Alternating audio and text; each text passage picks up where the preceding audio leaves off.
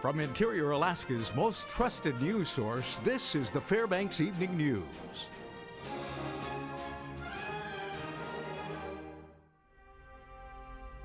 Good evening. Thank you for joining us. There will be no breaks for lawmakers in Juneau. That's right. Alaska Governor Bill Walker made it clear today that he expects the state legislature to pass a fully funded budget before it adjourns the special session he called earlier this week. The first-term governor also declined the legislative leadership's request to take a 2-week break before convening the special session in Anchorage. House and Senate Finance Committees took up the funding bill that Walker transmitted when he called the special session. Senate Finance co-chair Pete Kelly expressed frustration in some of the changes the bill makes to the budget that was passed by and fully funded by the state Senate. Kelly says the changes ignore non-union workers and make a major public policy change to Alaska's Medicaid program. As far as keeping the legislature in Juneau, Walker says he's fine with some of the session taking place in Anchorage, but budget discussions will remain in Juneau. I met with them today and said if you want to do Medicaid and Aaron's Law in Anchorage, that's fine, but do not leave Juneau without a fully funded budget. And so I don't think that's unreasonable. I think it's a fair compromise, and if they would, I think that there's time to do it yet in this building.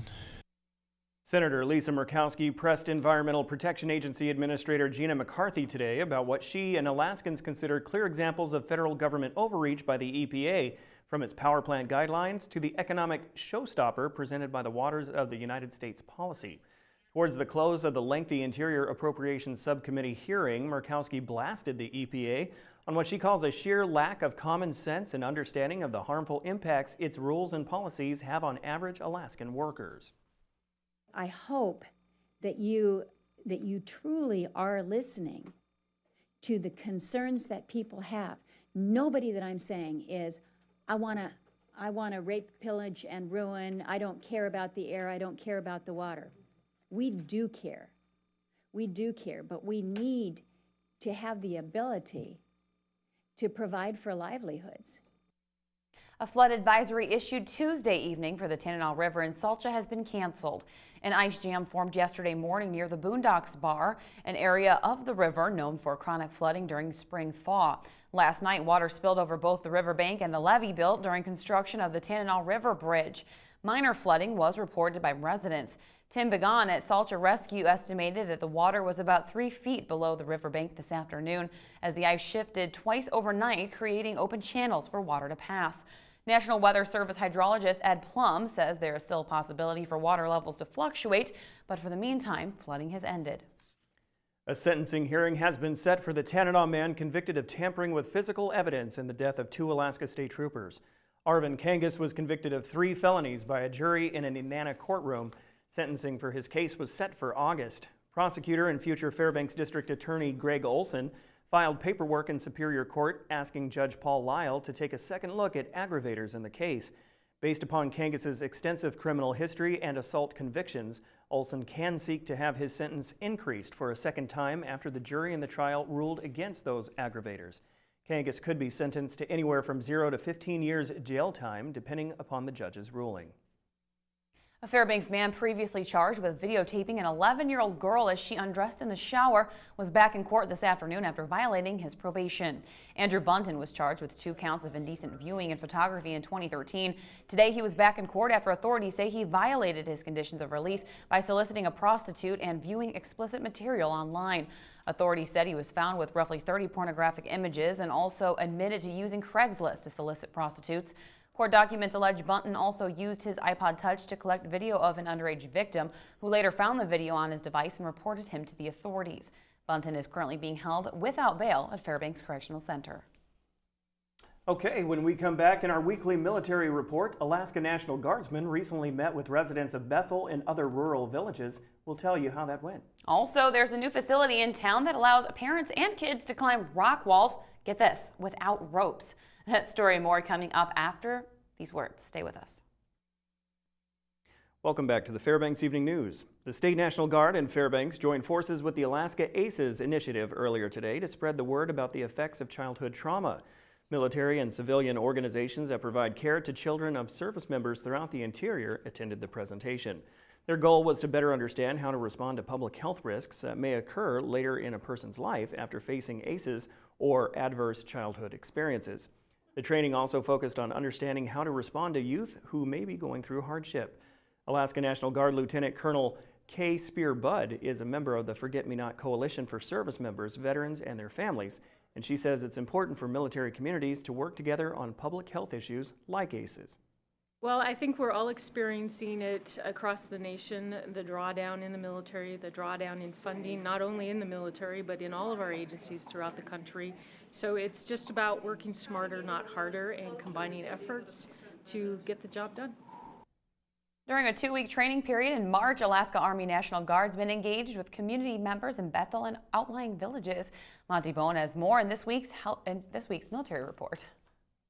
Community awareness and involving the rural villages that surround Bethel was a priority for the Arctic exercise. The Guardsmen had the opportunity to speak with students at Napaskiak. This is Specialist Ive, all right? He's going to give you guys a tour of the vehicle, show you around. Is that all right? You guys name? Who? They toured Bethel's cultural center. And Bethel is the hub of this region. This is the only museum in this region. The museum that's in here in the cultural center was designed by our governing board of elders. They also enjoyed dinner hosted by Bethel's VFW post. How many of you here currently combat veterans? There's absolutely no rush. Eat. But every one of you that is a VFW member has members that can belong to the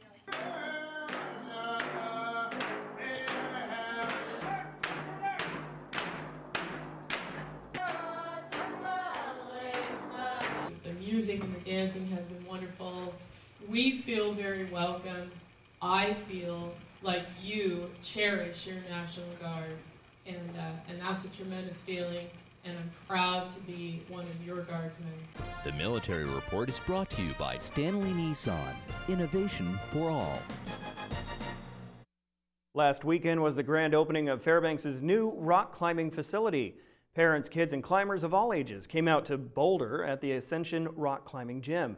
Bouldering is climbing without the use of ropes or any equipment. They say it's a challenge by choice sport.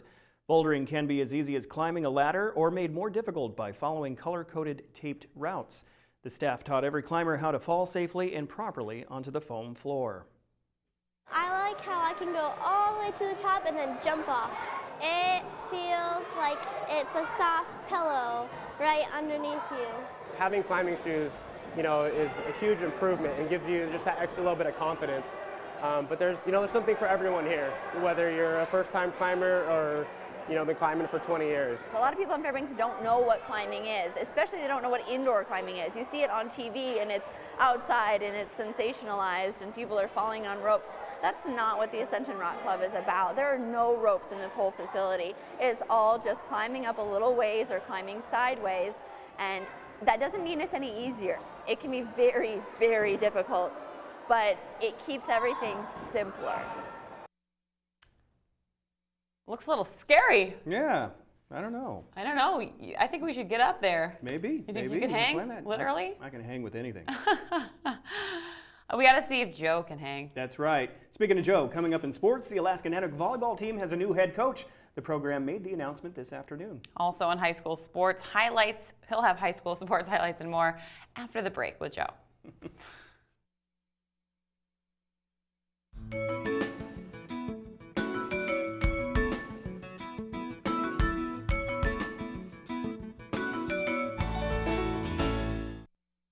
Welcome back, Interior Alaska. Joe Cook here once again with your Wednesday Sportscast. News today coming from the UAF Athletic Department. They found their new volleyball head coach. A little after 4 o'clock this afternoon, the Alaska Nanniks officially announced Brian Scott as the head coach of the volleyball team. Scott served as an assistant coach at Utah State University and Weber State University, both Division I programs.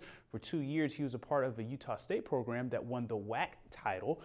The WAC tournament title back in 2010. And while at Weber State, the past 3 seasons, he's recruited all conference players and the Rookie of the Year for the Big Sky Conference. This will be his first head coaching job for a collegiate sport.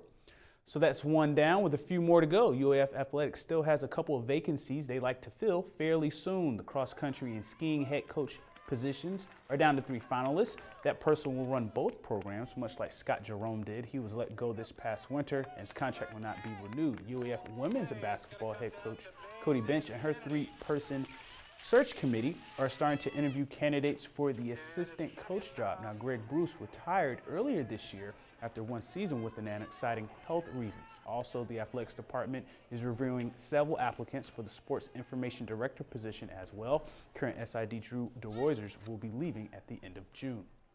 Switching to high school sports, here's a recap of Tuesday night's games from the FYSA turf fields.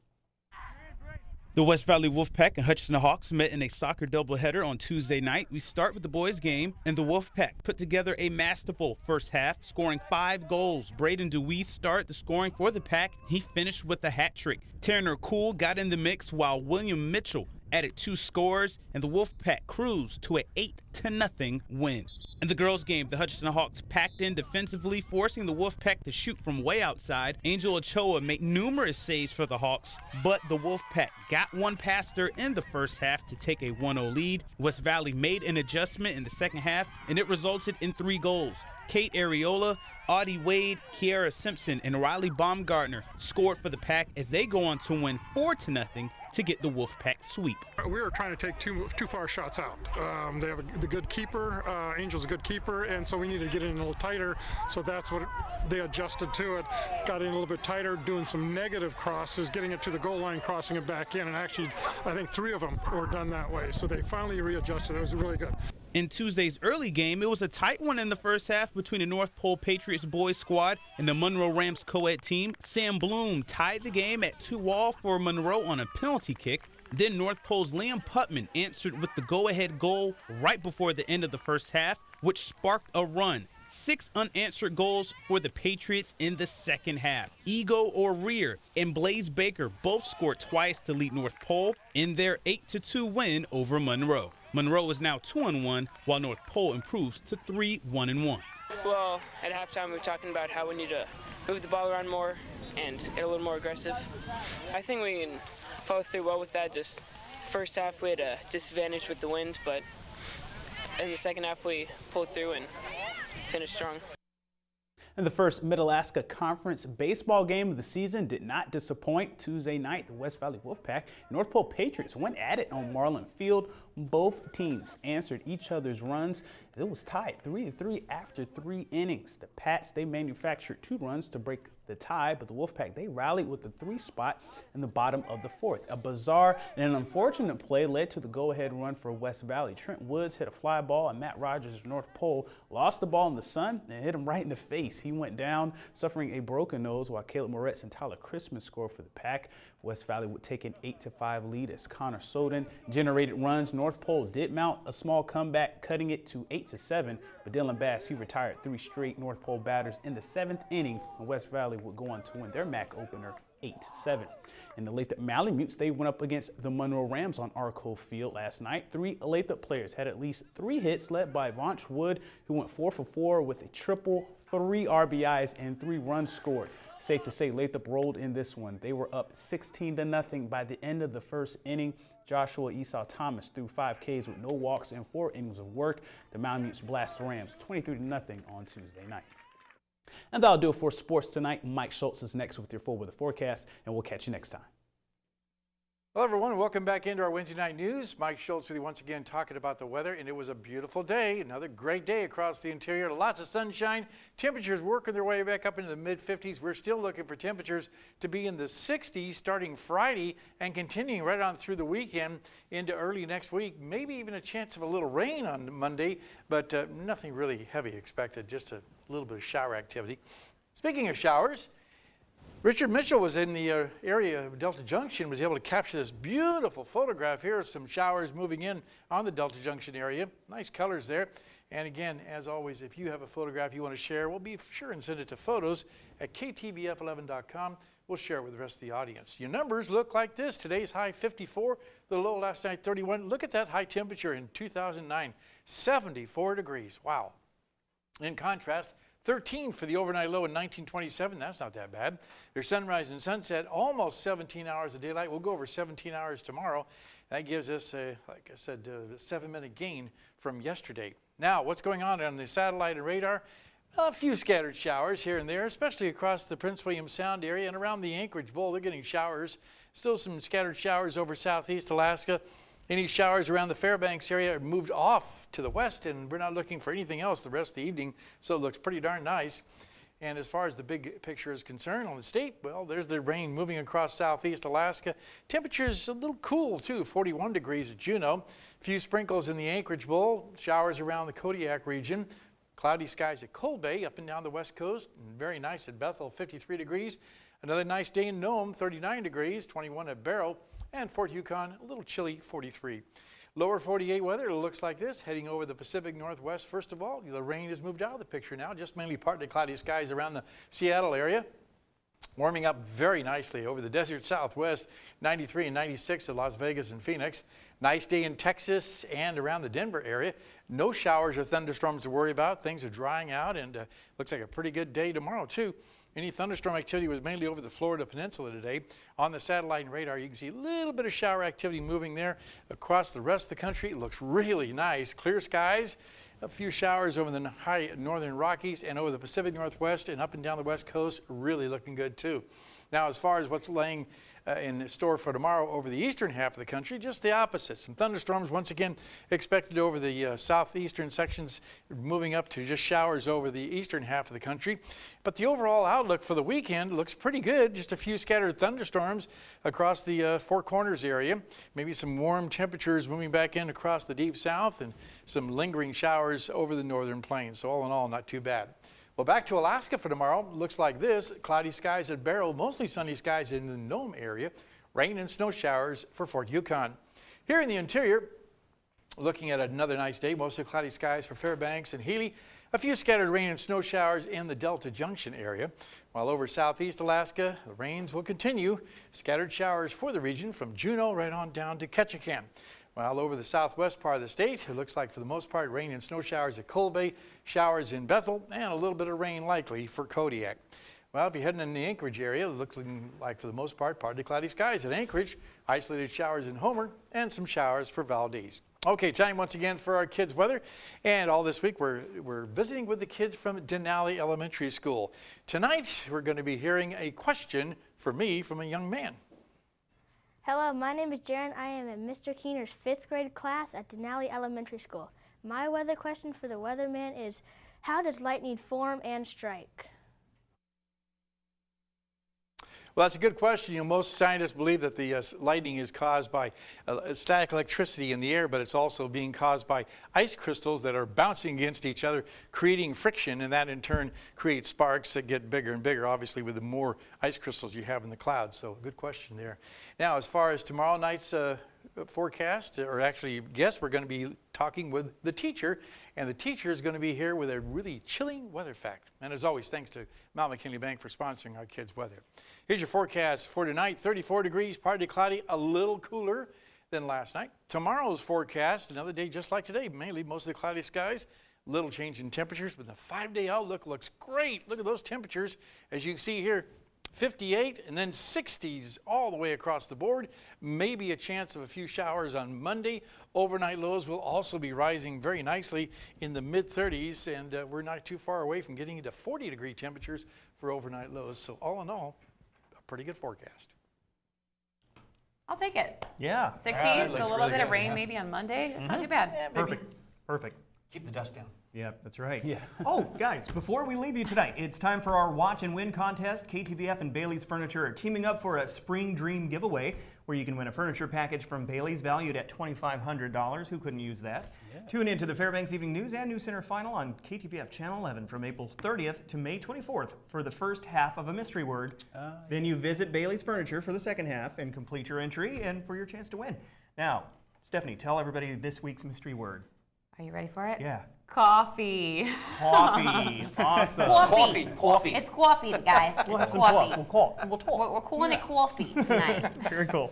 All right, there you have it. That will wrap up this edition of the Fairbanks Evening News. We are glad you could join us. Tonight on NBC Nightly News, now our house smartphones may be tracking your every move. That's pretty That's smart. the iCloud for you. Yeah. That's up next with Lester Holt. And you can join us here 6 days a week at 6 and 11 or online anytime at webcenter11.com. From all of us at the News Center, have a good night. Coffee. Coffee.